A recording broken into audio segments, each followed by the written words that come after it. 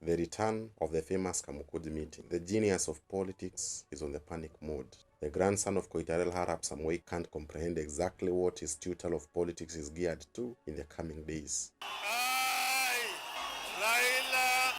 The usual headache of their 10 years in power as a deputy president is back regarding him as an illegitimate president who robbed the will of the people through the IEBC chairman, this time promising that even the great gods of Obanda Hills, the spirits of Jaramogi ancestors, must know exactly what transpired in the IEBC servers. The migraine sounds super colossal. Welcome. Don't forget to subscribe to our channel.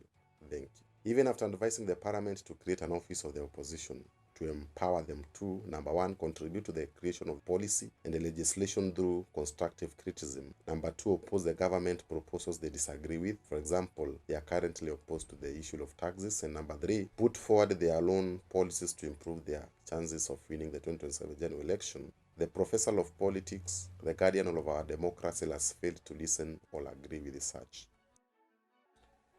With his return from the week-long in South Africa, it will be a political derby at the historical grounds Kamukunji to analyze how the 2022 election was doctored in favor of their opponent, according to the secret IBC whistleblower whose identity remains anonymous.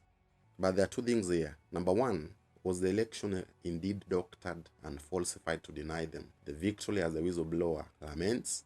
Or number two, Odinga is desperate of a heroic big money reception back to the country to send a political message to his tormentors that he, Jacom, the enigmal, Babal is still the political sultan he has always been for decades. History is likely to be repeated, with the obvious street demos seemingly to be revived. But what awaits the nation on his return? The coup attempts, verbal wars and attacks to the sovereign authority. At a time like now, after 2017 election, Raila was using all means available to sneak himself to the Nusu Mukate government, an agenda he won by March the same season by an illegitimate handshake that brought forth a paralyzed Jubilee government. The current president was then opposed to the agenda of handshake, insisting that the opposition served best to check the balance of the ruling party. But in case he calls for a nationwide services paralysis like he did resist agenda of 2017, will the sitting president fall into the trap, or he will still maintain that Raila belongs to the opposition?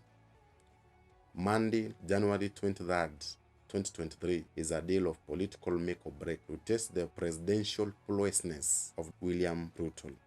But in my own opinion, the current Agwambol is not only fractured, slowly inflated, but fully fatigued. Today, a man who is now the sitting president, with an experience of 5 years as a political student of Moi, 15 years as a member of parliament, 10 years as a deputy president, and a man who killed bears and lions without a sword while attending to his father's flocks at a tender age, a man deputized by a truthful man. But all said and done, bearing at heart Raila supporters' loyalty, Kenya Kwanza administration should proceed with moderation.